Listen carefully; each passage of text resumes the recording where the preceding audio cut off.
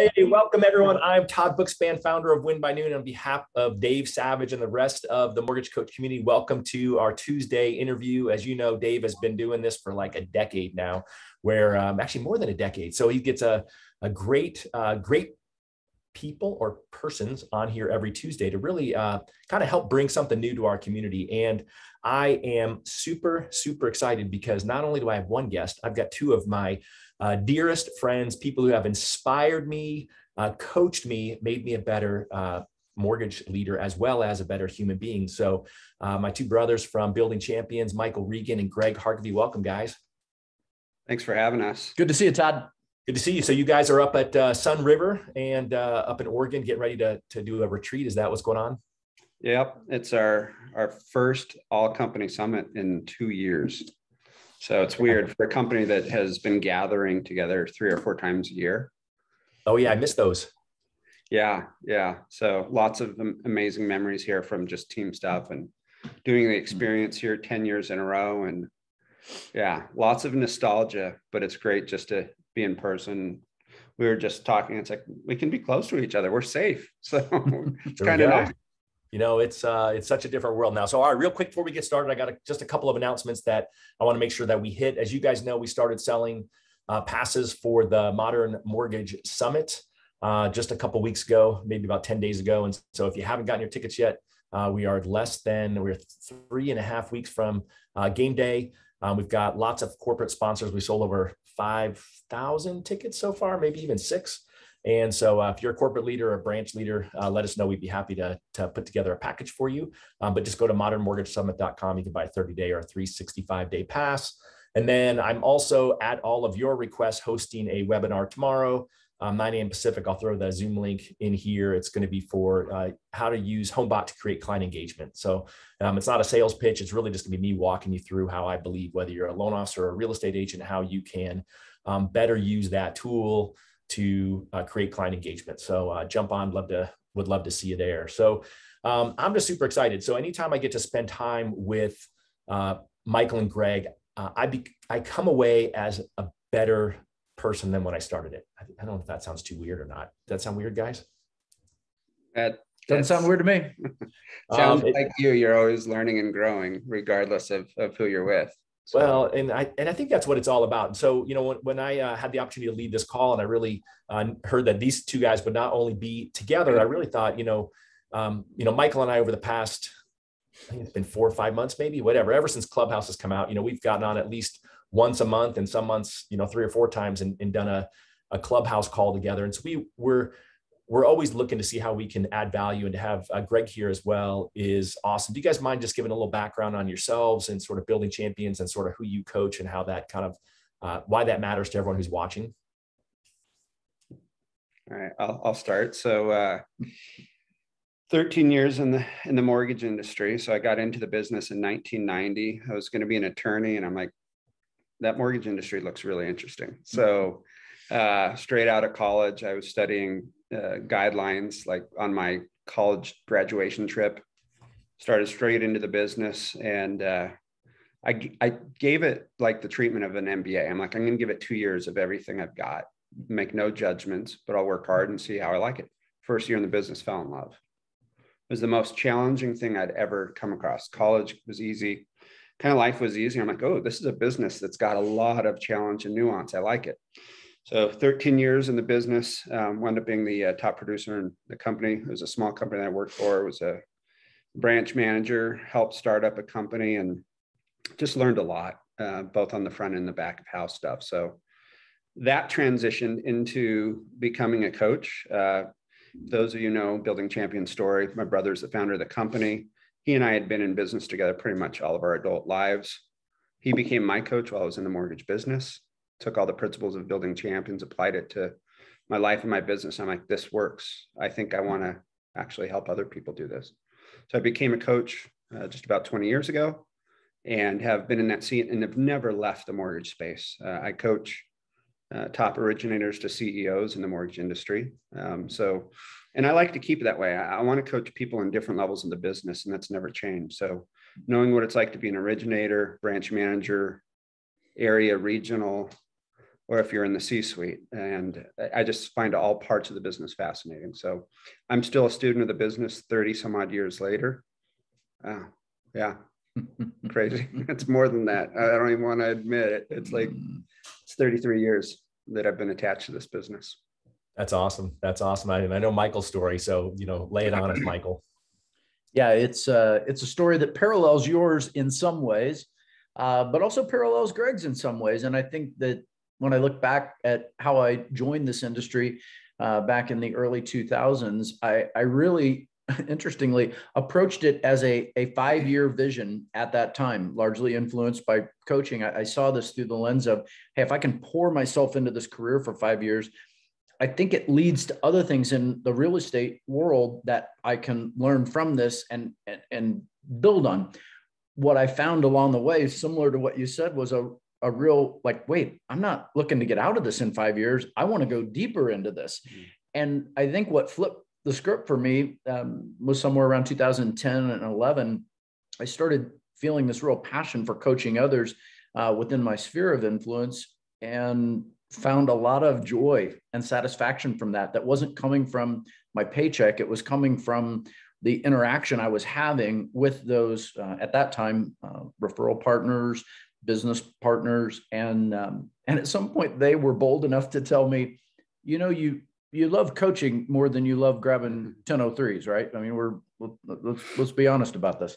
And what I found was an opportunity with Building Champions to move from being a client, which I had been from the mid 2000s, thanks to your introduction, Todd. It was you and I going to a sales mastery event early in my career that awakened me to a whole world of people who were really trying to not only be better as individuals, but interact with other people and create a better environment in this industry. So I already had that, and now had an opportunity in that 2010 and 2011 period to have my team kind of push me out of my comfort zone and say, you need to go do this. You need to go do this all the time, not just as part of our business plan, but this is really where you need to go. And maybe to Greg's comment, it's given me access to way more diversity in this industry than I ever would have had leading a team or leading a branch. I loved doing that, but it limited my access to the industry as a whole. Now I get to meet with some of the industry's greatest producers, greatest managers, and greatest leaders. And I'm having more fun in mortgage lending today than I've ever had. So to me, this was my chance to go deeper into the industry, not to move away. And I'm really quick to point that out, because I'd love to originate if it allowed me the access. It just didn't give me the access I have now to help more people. So I'm in love with what I do and who I get to do it with. Awesome. I love it. And I just wanted everyone to understand that you guys are mortgage people at heart who happen to now sit in the coach's chair. And, I had the great fortune, Michael didn't mention, which was very nice, that we actually shared a common wall. His team was next to my team back in the crazy days, right when he got in the business. And, I was blessed not just to be a coaching client of Building Champions for 15 years, but also to be coached by Greg and then to be actually in the coach's chair alongside of them for a few years. So most people know that I'm just a big fan and part of the family, and have FOMO knowing that they're up there in Sun River. And so grateful that you guys took the time to be here, from your makeshift cabin. Be honest, you don't have FOMO. What you have is you've got 106 degrees, and I woke up today and it was 40. Well, thanks for rubbing that part in too, but you guys are my family. And so I appreciate that. I just want everyone else to kind of understand, what your backgrounds were. So kind of as we talk about, I always kind of look at it like views from the coach's chair, right? We kind of titled this Top Ideas to Create Business in a Shifting Market. And I feel like, although, loan officers are still doing a lot of loans, everyone that I've been talking to has been finally saying, yeah, you know what, it slowed down a little bit. Oh yeah, that house has been on the market for 2 weeks now. Like a realtor told me that the other day, it's been 2 weeks. Like that's like a tragedy now. And I'm like, okay, well, that's just sort of what used to be normal. But, and so, my thought is really just kind of having you guys sort of talk about what are you seeing and what advice are you giving to your clients, based on what they're telling you, and how we can kind of encourage this group to take advantage of what's going on now, embrace it in order to really flow in a positive direction between now and the end of the year. I'm curious, Todd, and I'm not avoiding your question, but You've been running that whole TCA a day challenge with Dave. I'd like to know, what impact has that had on the audience? Because I don't have the same interaction that you have with the group that's probably watching or listening today. How did that help boost the level of productivity and focus toward the results that they were aiming for? And what have you seen from the TCA a day? The TCA Day Challenge, it's still going on, number one. And in fact, at 11 o'clock Pacific, I'll be leading the coaching call today. We should have 4-ish, maybe, again, not all of them are always dialed in like they should be and show up in there. But it was, the numbers were pretty staggering. Last month, we had Jeremy Forcier leading some calls, and he was really able to, he's a numbers guy. And so he had his team who participated. And there was just a few numbers that really stuck out to me. The gentleman on his team, Pete Torres, who was successful and did 31 TCAs over the first month that they were doing that, because he ran a competition within his branch. He closed 142 or put 142% more loans into process. But what was really most impressive about it was that his price exceptions were way down. It was I think the percentage was like 27 basis points. It was like, over 40% down. And so that just, to me, says less stress, right? More loans with less stress. I mean, like, who's going to complain about that? Because when they were forced to do the TCA for clients, then, by not just throwing out a number and then having the client say, oh, I can get this over here, they're giving them the lower cost rate that's higher, and they're giving them that low rate that they're seeing online with the cost that's associated with it. And it just takes that whole stress out of that process. And the big push now has been going from the one-to-one. So trying to figure out who to proactively send one to. So, this guy, Pete in particular, he said, hey, I have to start off with my clients who are in process, my clients who are applying for loans, my clients who are pre-approved for loans, to saying, okay, who else out there can I do this for? Can I send it to a real estate agent? Can I send it to, a client who closed before, who's not expecting it, that maybe I could potentially refinance? And it really just paid off in spades for him and the rest of the group. He had another 9 people. He had 22 start. Of the 22, 10 were fully all in.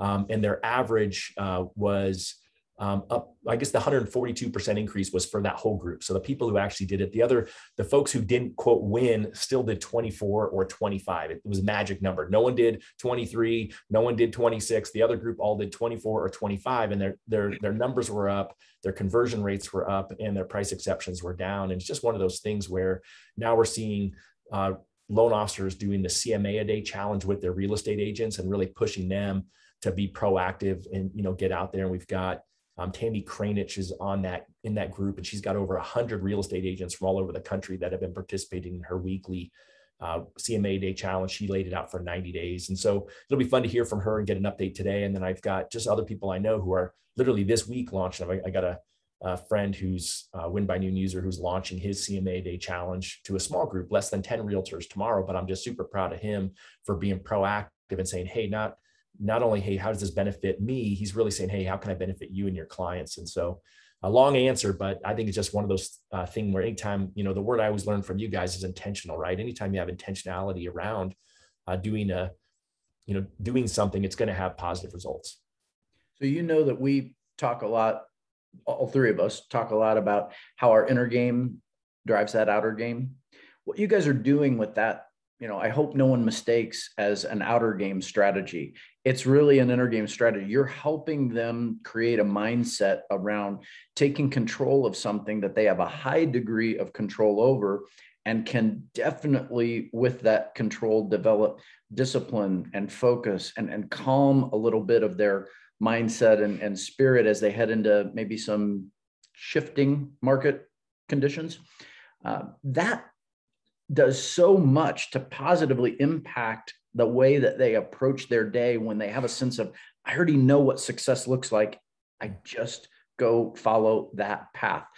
That alone cuts out a lot of the doubt and the fear that probably comes with a shifting mindset. So you guys are doing really good work there. And I just say that because I don't want anyone watching or listening to confuse this as, oh, this is just another, exercise in checking boxes. I'm going to, do this and check the box. No, it's all about getting your mind focused on how to get back to winning a daily battle that if you keep doing consistently, look at the results you just spouted off. So no, that wasn't a long answer. That was actually very helpful for me to see that you have some data points. I don't know Jeremy personally, but I totally love the idea that when we focus on the numbers, we eliminate a lot of the confusion that our emotions add to the situation. The data is just data. It's nice and neutral. It just tells us a story, and you're paying attention to the storyline. I love it. So it's well, you just said it. I wrote it down. I already know what success looks like. I just have to follow that path. And that's such brilliance. Sorry, Greg, I didn't mean to cut you off. Yeah, no worries. That's the video funk, right? Sometimes we do that. So you were talking about it's more strategic, and that when I look at the conversations I'm having with originators right now, it's September.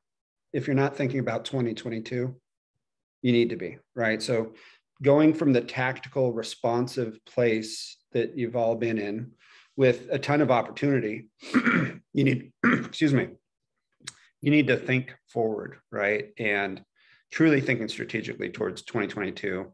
And you can, you can read all the reports and what the expectations and forecasts are. I think that's important to understand a transitioning market. But when you start thinking a little bit longer term, that's not super long, but now's the time that you start building towards Q1 in 2022. Whatever you're doing today has to set you up well for next year. And Q1 is always pivotal. I don't expect the tailwind that we've had, right? I just don't. And the good news is if there happens to be one, all the better. But if there's not, if it's either slack or it's a headwind, think about all the different channels of business that you should be going after. What are the relationships? And then how are you using it? This is what I love about Mortgage Coach and everything you guys do. How do you use video? How do you really impact people? Because another thing that I can't figure out or forecast is what the climate's going to be like. Can you be in person? Can you not be in person? How do you reach people you've never met before that are doing the business that you should be partnering with? You've got to get creative in that. So when you start thinking forward into 2022, if you're not coming up with new strategies on how you reach people in a professional manner that's compelling, if you're not really clear on what your unique value proposition is, because you really haven't had to have one for a while, get really crisp on that. I think you need to understand your why, because as the market does shift, and it, historically it's always going to shift, we get challenged, I think, sometimes with what's our why. I think pain happens a lot in shifts. Somebody comes in on the market and you might be dealing with pricing pressure, margin compression, whatever may come at you. You got to remember, what is it that I love about this business, and what are the core activities? Because if you do just function on some of the other aspects, you're reacting to your environment rather than saying, I'm going to create my own mindset in it. And it really starts with, look out. Where do you want to be? What's the story you want to have? Let's say September 2022, that you were able to do where you played on offense and you were able to be intentional, as you said, with what you want to build. So it's getting people there now. And it may be like, hey man, summer just ended. Like, why are we talking about that?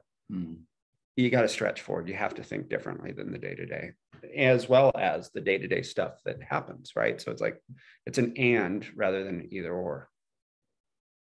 So how do you encourage someone who's just feeling that they're in this whirlwind that's going on right now, to be able to, step back and do that? I know you guys have some free tools available on the website. So where would you kind of suggest someone starts who this resonates with, realizing, you know what, I've been flying by the seat of my pants for 18 months.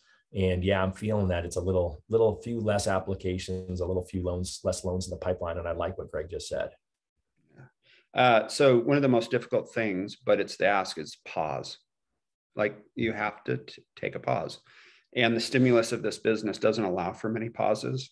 Either have a lot of business and you're going fast, or it's like, I got to go and get business. It's like, first you need to pause and assess, where are you at?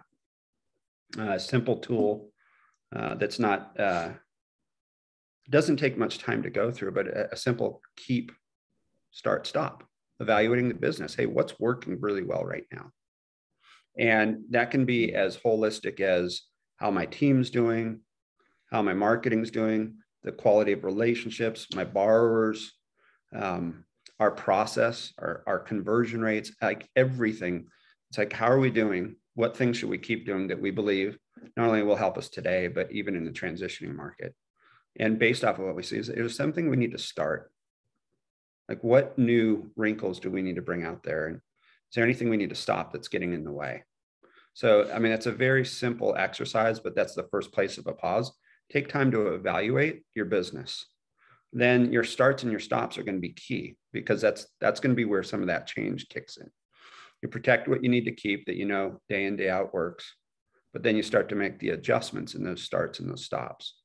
And I think that, to me, if people just took time to do that, I'm not talking about a whole day even, I'm like 2 hours uninterrupted, start there, but then keep that discipline up. If you're not evaluating your business on a regular basis, spending on time thinking about the business, then your business is going to fundamentally not improve. What I'm seeing, the most encouraging thing I'm seeing with some of the top originators that I'm coaching, is they've fundamentally improved the business in their platforms from 2020 to 2021.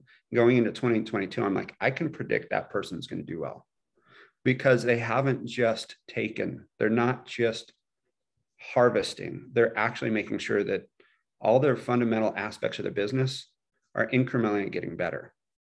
They're investing back into the business. So I think, to me, that's one of the keys. It's like, you can't just be originating right now. You have to think about, what areas do I have to keep improving? I love that. It reminds me, because I still have it on the back of my door. It's on a big Post-it note that you taught me when you were coaching me and I was a new coach, which was, there's magic in the pause, and a different type of pause that you coached me on that for, which was just to shut up when someone was talking. But the whole idea just resonates with me, is that if people would just take that 2 hours and just take inventory, right? What's my current reality? How am I doing? And then do that tool, which is super simple, as you said, to keep, start, stop. And so I would encourage you, if you're like, wait a second, what is that, right? Go back after this call and just listen to that one little segment, because just doing that in your business is enough just to take, start that trajectory going forward into 2022 to take yourself up to that next level. Todd, it's interesting that you took away a more eloquent version of that from being coached by Greg.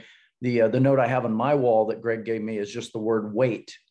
Why am I talking? Maybe I write that one down too. Maybe I needed to hear that more directly.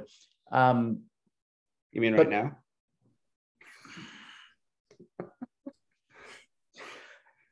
I'm just pausing. No, keep going, Coach. Where were you going? Pause. Yeah. I'm on such good behavior right now. You have no idea the thoughts I have. So Greg mentions keep, start, stop, and look at the timing of where we are preparing for 2022. We're sitting here in September. Most of us that are following the Win by Noon journal are coming to the end of this quarterly journal, about to launch our fourth quarter journal.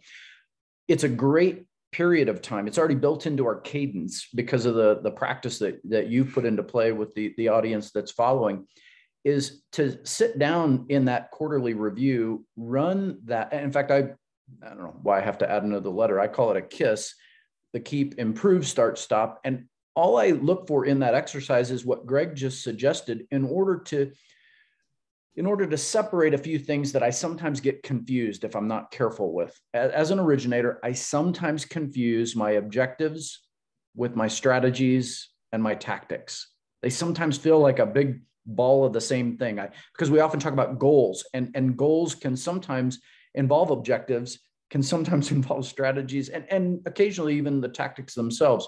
If I get really clear with that keep, improve, start, stop exercise that Greg mentioned on a quarterly cadence, I give myself permission to look for which of these things are really those long-term objectives that I'm trying to orient toward in 2022, or maybe even further out if I see further than that in my practice. And what strategies would I choose to start lining up now? Maybe research that I need to do, reading I need to do, conversations I need to be having with key stakeholders now to start preparing me for that 2022 future, before I dive right into the tactics, which are more of the executables. What am I going to actually commit to doing toward those end results? Now is a great time to do that. And I couldn't agree more with Greg on that orientation point. And then here's what I'd add to it for your audience. calendar it out now. I mean, literally in front of me, Todd, it's not win by noon, so don't get upset. But I'm ordering my 2022 calendar now. Why am I doing that? Because I already know when these transitional points are going to happen throughout the year. I already know when all of the big rocks in my calendar are going to exist. So I'm going to go ahead and start planning out those points, including the strategic pause. When am I going to take time to reflect on my business? When am I going to take time to seek out outside input to sharpen what I'm going to do so that I can get better? If I've prepared myself for those moments, then I think what comes out of them tends to be a lot clearer and a lot sharper and a lot more focused. Where if I'm just scrambling to do them because, oh my gosh, it's the end of the year, I've got a plan, I tend to put up plans and commitments that are really too short-sighted, that they're too safe, or occasionally just too ridiculous. Like I'm not really thinking them through. Now's the time. Let's get focused on opportunities that we see, strategies that'll get us there, and then boil down into the tactics that we need to commit to. I love it. Are you going to add something on that, Greg, before I unpause myself? I was actually pausing to give you space. Well, thank you. So of course, I'm not very good at plugging, but I would say that you can't really see it because of this Zoom fake background I have, but it is the last page of the quarterly planner has the keep, improve, start, stop in there.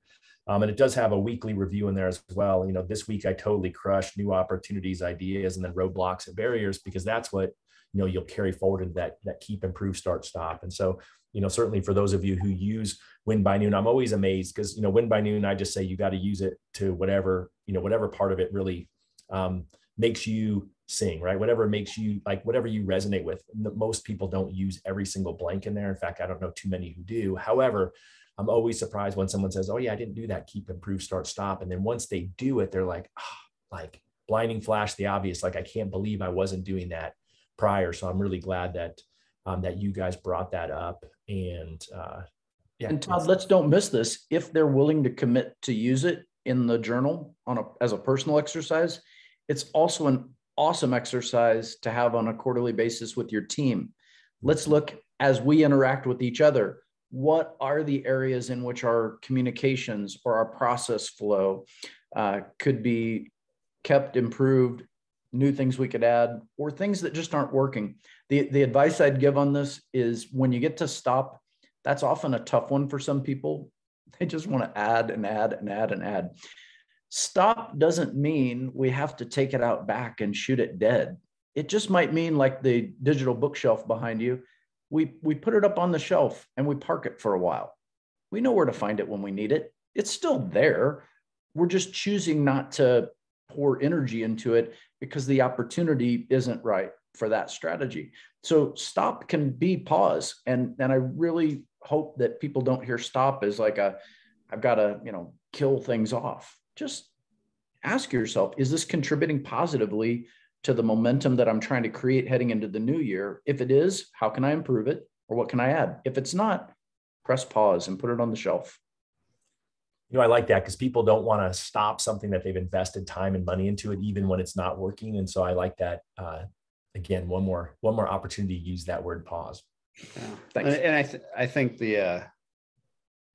what you might be stopping is more about your time and your energy wasters, right? So some of that stuff you do bring to the backyard, right? It's never productive, right? So also I think having the biggest resistance I see with people saying no to stuff is they don't want to let people down. They don't know how to say no. They don't want to deal with the conflict. But when you look at how precious time is, and if this world hasn't taught us how precious time is, you have to be, I'm going to say, almost ruthless with knowing the things that are not contributing to the quality of your relationships, the quality of your business, the quality of your life. We get involved in so many activities out of obligation. We're feeling like it's something we have to do. I would challenge that and really ask, is it? I mean, like, as we get older and we start, I think, adulting a little bit more, we start to realize we do a lot of stuff based off of what other people's expectations are, but are we authentically doing the right things that are going to leave the best legacy for us. So I would say be courageous in what you do stop. Be okay with it. There's all sorts of different authors that I think can speak volumes to it. But when I think of Bob Goff, who is insanely busy and yet insanely available and present. I mean, he puts his cell phone in the back of his books and he answers the call. I'm like, I would never do that. That would be crazy. I never could get anything done. But he has like quit Thursdays. He quits something. And sometimes it's like big and courageous, but it's just the notion of some things we just need to let go of.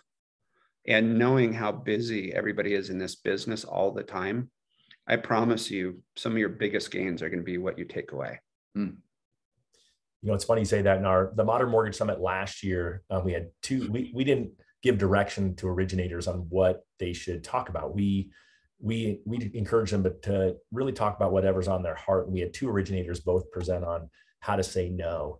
And it was really powerful. And this year we have one originator who's going to talk on that. He happens to be Shant Banajian, who's the #1 loan officer in America. And so here you have this guy who's just super driven, is going to close $2.2 billion worth of loans. You know, he's doing as much for his team, and he does they're all his relationships. So it's not like he's a company trying to claim all of his loan officers underneath him. It's all his business. And he's going to do one on how to say no. I can't wait to see it. That's awesome. Yeah. I think the ones that are doing the most are actually the ones that probably say no the most. Yeah, that's absolutely. how it's sustainable. I would agree with that, because you asked us, what we're seeing, but some of the clients we serve, I would agree that there's a theme around the art of saying no. You mentioned obligation. Mm-hmm. I use this phrase with clients all the time. It's an opportunity, not an obligation. Like, get in that mindset early, personally and with your team, because if you don't, you're right, the industry kind of draws us into a level of commitment that is overwhelming before we even realize it. And not everything in there should be stopped. So we have to be really careful with what we're saying no to, but understanding the freedom that comes from letting go of something is powerful. And I do see that a lot of the leaders that really, we talked, you mentioned this phrase earlier, going into the year prepared for the year ahead. But if it doesn't go that way, if the wind does continue, 2021 was a lot like that. I saw a lot of clients preparing for a pullback that didn't happen the way they had maybe early anticipated it, because newsflash, the MBA is never right with their forecast, ever. Never has happened. But it's okay to be prepared, because when you're prepared, it brings peace. I know I have a playbook full of plays that I know how to run, but I'm not obligated to run them all. I've taken the time to prepare. I'm calm. I know when these events happen, what I'm going to do to handle what's happening. That all comes from saying no. If we don't clear some space and create some true white space in our calendar and in our lives, the word I use is margin. And we have to embrace the benefits that come from margin. It gives us the ability to be really fast and really focused when we need to be, because we're not overwhelmed. And that's, if we can get people thinking that way now in September, man, it's going to be a great 22. Yeah, I think overwhelm is such a word we hear a lot. Are you, when we talk about all these different things that are going on and we talk about what you guys are seeing from the coach's chair, any examples or ideas that you can think of that someone would look for from, and I'm going a different direction, like from an opportunity perspective, have you heard of, or even the start part of it, any advice that you would have on something that outside of, maybe something a little more tactical that you guys have any clients that are jumping in on, or that you've heard that you think are worth mentioning? Are you saying specific to creating margin, or what's that towards? Towards however you would want to run it, whether it's towards creating margin or creating or preparing from a business perspective for next year, maybe some, something that you're seeing someone put into play from a truly tactical perspective. All right. Well, I'll jump in on this, because Greg mentioned in his earlier comments about, brushing up on your unique value proposition. So that sounds really tactical, but look at it through a different lens. Where is the future of our industry going? Where 3 to 5 years from now are we likely to be in terms of customer experience and interaction? We're all hearing about blockchain. We're all familiar with margin compression, and we all understand that speed of service is paramount to success. But the consequence of all those things, if we're not really careful, is our industry becomes more homogenized over time. We end up looking like the same kind of different to the audience, because at the pace we're going and at the execution that we all are capable of delivering, it all looks like the same kind of different. So with that, I would say you as an audience member have to take ownership over your unique value proposition. In a room full of lenders that the audience assumes look a lot like me in terms of what we do or what we offer or even how we do it. I mean, the lines have been so blurred by just this narrowing. I have to take responsibility over defining what makes me a little bit different than everyone else that you assume does the same thing. And if I can take ownership over that value proposition, get really good around how I message it, get really good at how I deliver it so that I can cut through the noise. An old classic book that you and I read 20 years ago, Todd, was Blue Ocean Strategy. It's time for some new blue ocean strategies. Let's get away from the bloody water of where everybody is fighting for the same deals. And let's create something that allows us to stand out and be unique. It takes some time. It takes some work. And you've got to be really clear with how you message your UVP. That would be my first suggestion. Yeah, I'll build off that as far as specific things you can do. I know we live in a world of being surveyed, right? And net promoter score, really important indicator. We value it here at Building Champions. But I'm going to say that specifically should be doing a different kind of survey with your clients. Ask them what's most important to them. I mean, it always starts with that. What are they looking for? What do they value? What would make this experience even better for them? Like if you're not asking the curious questions with your referral sources, your borrowers, et cetera, I would start right there. Get the pulse of the people that you like doing business with. Don't necessarily ask those people that are a little bit harder to work with, or you don't like the ones. Like think about your favorite clients. What do they value? What do they see changing? What can make it better?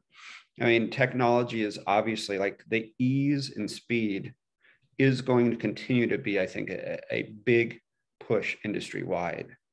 But knowing what the client values is still king. It still is. So I think get a pulse from them. Don't skip the feedback there. It's simple enough to do a survey monkey or whatever and build up some questions. You can pick up the phone and just have conversations. If you're able to take somebody to coffee, they're just continue to ask from a end user perspective. What's it like? What would you love to see? I think if you just start there, it's going to help you with not only building your unique value proposition. I think it's going to help you go into 2022 to understand, okay, this is the lane that I need to start thinking about. Oftentimes we'll think we know what the improvements need to be. And a borrower might be like, that means nothing to me. We do it for ourselves a lot, right? So ask the people that ultimately are going to become your raving fans. True. Yeah, I don't mean to interrupt you, but that's so true. And don't miss that. If you just heard what Greg said, it's profoundly simple. Just ask the question and have enough courage to listen to the answer they give you. You might find out, shockingly, that you're investing a lot of time and energy into a process or a delivery system that they don't care about at all. Don't you want to know that? I mean, if you knew the answer to that, you could now design something that's maybe more elegant or efficient, or maybe not design it at all. Maybe just, skip the design and do. But you have to have the courage to step into that space and ask the question and be willing to listen to the feedback. Now here's something to build off of. This is where it gets fun, right? Take that same principle and now go to people you don't know. Can you imagine how easy the conversation might be to get in front of somebody and say, hey, I just want to ask you some questions because I really want to know from your perspective what's most important. It's not a sales pitch. I'm just getting information. But just the fact that you would approach it, I'm guessing people might say yes to meeting with you in whatever medium you use. And I'm guessing it might give you access to people you never would have had access to. And you're going to make an impression on them because it's like, here's somebody that's still trying to get better.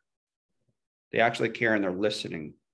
I can't see how that wouldn't build on, okay, my first experiences with you are somebody that's actually listening to the person that they do business with.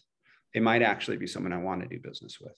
So you start with your core and then you can build out from there with the very same platform. You know, it's so refreshing. I love the whole idea of just picking up the phone. You know, I know a lot of companies have, you know, a little survey that goes out at the end and, you know, you're all excited when you get a 5-star review, but it doesn't really dig into truly what's most important. And I think that people are afraid to take the time to ask the questions. And you said something, Greg, that really sticks out is, who did you like working with the most?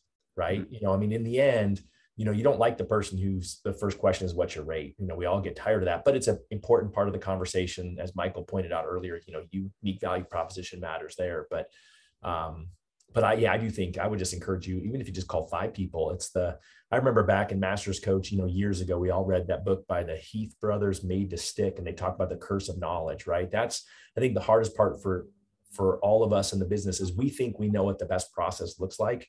And it's the process that we like the best, but that may not be the process your client likes the best. So I think that was a great gift. I love that. Yeah, that you're nailing what I'm talking about is let's just find out. Once we know, we have permission to be creative now. We can ask better questions. We can seek other creative solutions. We can decide what we're going to stop, take out, back, and kill, or just pause because we understand where it fits. But it all comes from asking better questions. And I guess as I'm reflecting on how Greg set that up, here are a couple of practical examples so that if the audience is having some level of, okay, but what does that mean literally? Like, you may find out that newsletter you're still sending out, that nobody cares about it and nobody reads it. You may find out that those Facebook posts that you're religious about posting aren't getting traction for a reason. Nobody cares. And that's okay as long as you take that information and move toward, well, then what do you care about? And where could we go? Where could we invest that time more creatively? Those are just examples. I'm not down on Facebook posts or newsletters, but we have to have the courage to find out what the answers are. And sometimes you'll get a one-off answer. Don't get too worked up if the feedback you get from one person is a outlier from the other information. But if you start seeing consensus, have enough courage to look at yourself in the mirror and say, okay, I can do something about that. Now I know.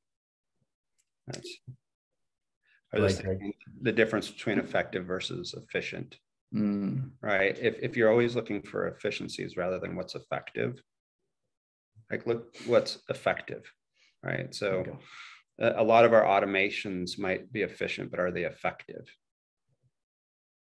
Yeah, it kind of reminds me when I got one of those telephone trees, you know, it was like $40 a month and you could call in, you know, press 1 to talk to Todd, press 2 to, you know, and people just hated it. I thought it was super efficient, but, you know, no one wants to call and get a robot. It was certainly efficient for us, but it wasn't effective because we probably lost business by not thinking through the fact that someone's going to call and say, I don't know who to talk to, click and be done.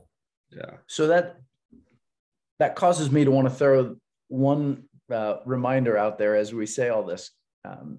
Also have enough courage to say there are enough people that want to do business the way I want to do it to not worry about the ones that don't. My favorite story of this was the Herb Kelleher story about the note he wrote to, was it Mrs. Smith? But it doesn't matter. You know, the idea that she was upset about how playful the flight attendants were during the safety precautions. And his response was, "Dear Mrs. Smith, we'll miss you. Love, Herb." The idea is it's okay that not everybody wants to do business your way. So if you've got a partner who just doesn't want to do business your way, you're not forced to accommodate every single person in your marketplace. Be confident that if you know that there is good feedback and there's a large enough audience who cares about what you want to do, that you can build on that and you can build momentum around your brand and your messaging and attract more people to want to join that journey with you in the future. It may start small, but you can build on it. If you try to spread yourself out and please everybody, that seems like a formula for inefficiency and ineffectiveness. It does get back to knowing your ideal customer, right? Mm-hmm. I mean, one of my favorite Kelleher quotes is the customer isn't always right. Sometimes they're just drunk or on drugs. That's a quote from him. It's hilarious, but it's like the right customer is right for what you want to do, but not every customer. Some of them are just drunk or on drugs. You know, it's like, understand that you can't please everybody, but know your core audience. And if you know your core audience, you know how to deliver. Well, and I would say if you're a newer originator and you're like, oh, that's easy for someone to say who's closing a lot of loans, you know, that's okay. That's the goal to get there, right? The goal to get there is by, you know, not working with that client and taking the, you know, allowing them to go shopping when they're not really qualified. And, you know, you created the extra 17 phone calls that you had to do to, you know, get that loan across the finish line. When you're able to say no to those relationships, and, you know, sometimes you've got to, you know, it should be your motivation to go out there and build new relationships, find that ideal customer that, you know, that Greg and Michael just mentioned, so that you can be in a position where you feel confident and comfortable pushing those other people aside. Because the minute that you can do that, that you can fire a client or you can fire a partner who is just not a good match, you know, for any reason at all, is really when your business will take off. And I would encourage you to do it sooner than later, but just know that that was always my motivation to go out there and find a new partnership, was so that I didn't have to work with the ones who wouldn't do business my way, like Michael said. Yeah, we all read Good to Great, and we remember the analogy about getting people on the bus and getting them in the right seats on the bus. I like to play that out and remind people it's okay when you realize someone is on the bus that shouldn't be, to give them a bus transfer. We don't have to throw people off the bus while we're driving 60. We just pull into the bus stop, give them a bus transfer. There's someone out there who will be a great fit for who they are.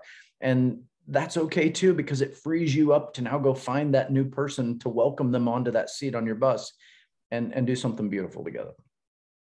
Yeah, I think never stop prospecting. I mean, at the end of the day, the reason why somebody might have, I'm just going to call it a scarce mind to hold on to relationships they shouldn't, they don't have enough opportunity to be able to say no. Then I look at it, it's like, well, did you stop prospecting, or are you prospecting at the level that affords you the ability to be able to say no? And in the beginning, you're not necessarily always going to know until you actually go through it. You're going to develop that muscle to understand, okay, I'm learning, because sometimes I'm going to do business with people that I don't like, that they're not my right client type. That's a part of the, I think, the normal growth process. The difference between people that get from here to here quickly is they figure it out sooner on what they need to say no to, but they also are probably backed by the fact that they are prospecting continually. The last couple of years, we've had, I think, a market that didn't require true prospecting. If you weren't discerning in the last couple of years of who you did business with, then I'd say you're probably burnt out. You probably had turnover. Client satisfaction was probably lower. Those things would probably bear out. You may not have as much fun in the business, feeling like you got to be everything to everybody. So the sooner you can flip the switch, the better. But it is a part of the learning curve, and it's okay. Just don't stay stuck there.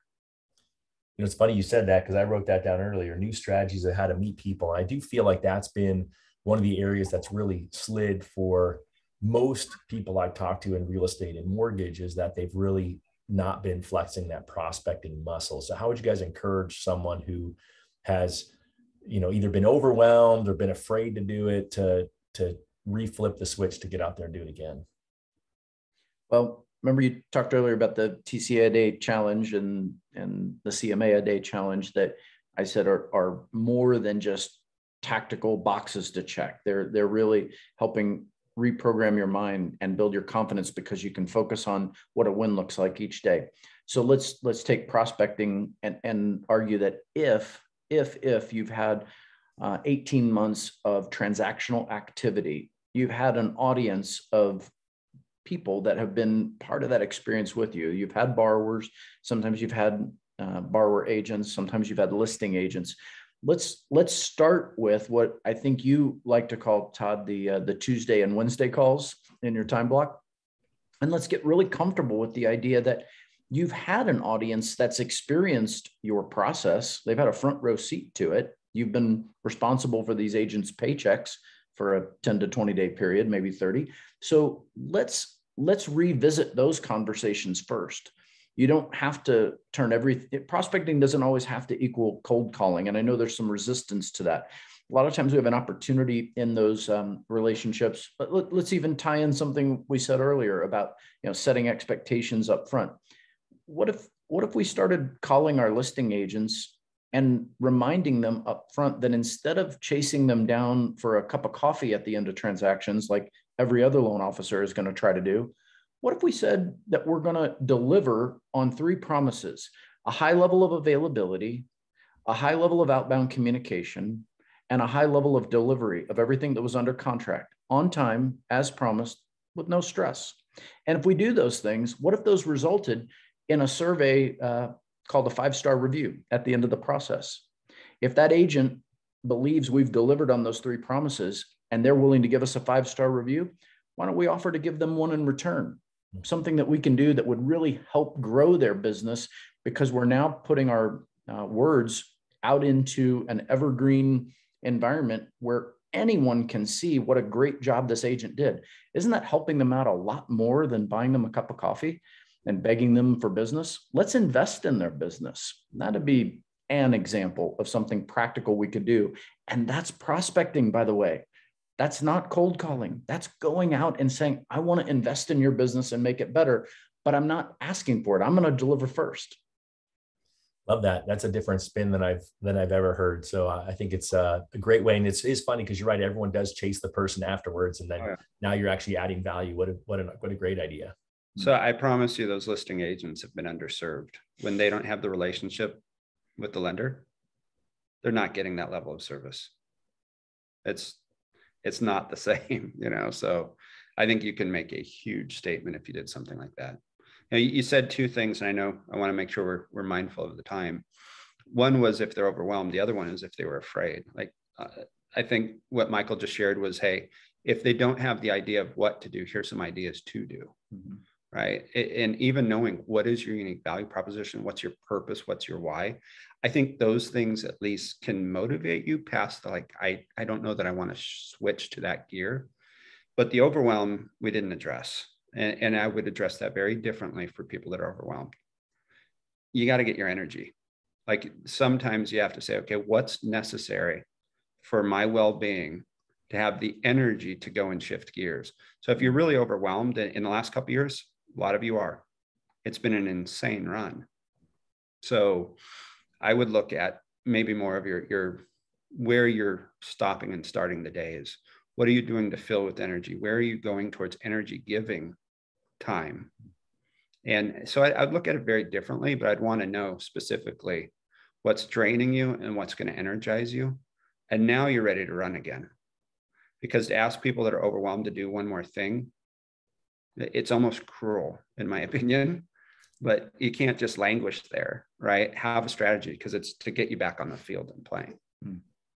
Yeah, I do think overwhelm is such a big one. I was talking to a friend this morning before the call, and he closed over 500 loans last year, and he said he can't remember the last time where he didn't answer the phone or have a conversation with somebody, on a weekend. He said last night, client texted him, hey, I got a quick question. I really need to talk to you. And he's like, well, I'm watching the football game, so sure, I'll talk to you. But, my hope for him was that, going forward, he would actually enjoy the football game. I'm sure he had his wife or one of his kids sit next to him and be able to do that. So I do love that you brought that piece up, Greg. I think that's so important.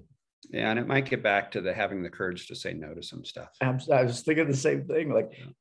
If you hear the word overwhelmed, ask yourself where you're over obligated.